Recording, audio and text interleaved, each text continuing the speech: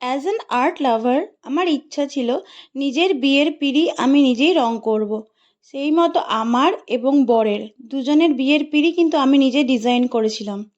আমার বিয়ের পিঁড়িগুলোর ফটো তো আমি আগেই শেয়ার করেছি এবং তোমরা সবাই সেটাতে অনেক ভালোবাসা দিয়েছো। এবারে যখন বোনের বিয়ের পালি এলো তখন আমি ভাবলাম যে বোনের বিয়ের জন্যও নিজেই বানাবো। তাই আমাদের পুরনো বিয়ের পিঁড়িগুলোকে ভালো করে ঘষে মেজে রং করে ডিজাইন খুঁজতে বসে গেলাম।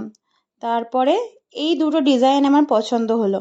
কনে যাচ্ছে পালকিতে চেপে আর বরমশাই আসছে হাতিতে চেপে। এই দুটো ডিজাইন ফেসবুক থেকে ডাউনলোড করেছিলাম আমি। আস্তে আস্তে পুরো ডিজাইনটাই ফুটিয়ে তোলার চেষ্টা করেছি। এবারে আমার অপটু হাতে যেটুকু হয় আমি তাই চেষ্টা করেছি।